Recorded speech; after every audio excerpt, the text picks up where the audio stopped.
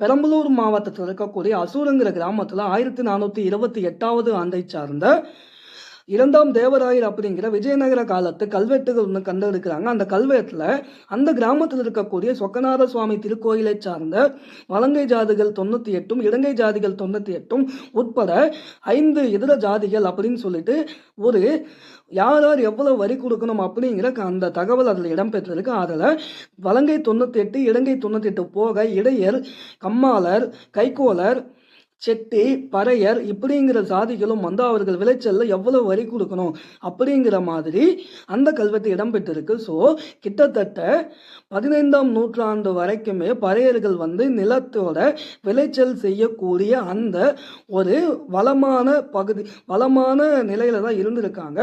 அதனால பறையர்கள் 2000 ஆண்டுகளாக ஒதுக்கப்பட்டவர்கள் பறையர்கள், பல்லர்கள் அப்படிங்கிற அந்த கூற்றே தவறான கூற்று.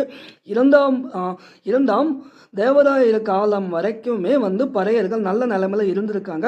கிட்டத்தட்ட 15ஆம் நூற்றாண்டு வரைக்கும் 1500 1600 வரைக்குமே பறையர்கள் நல்ல நிலையில தான் இருந்திருக்காங்க. அதனால நீங்க எல்லாரும் தாழ்த்தப்பட்டவர்கள், நாங்க தான் உங்களுக்கு நிறைய செஞ்சிருக்கோம், நாங்க தான் உங்களை மேலேற்றிருக்கோம் அப்படிங்கிற அந்த கூற்று எல்லாமே பறையர்களை வைத்து செய்யக்கூடிய அரசியலாக தான் இருக்கும் அப்படிங்கிறது தான் இந்த கல்வெட்டு சொல்லக்கூடிய செய்தி.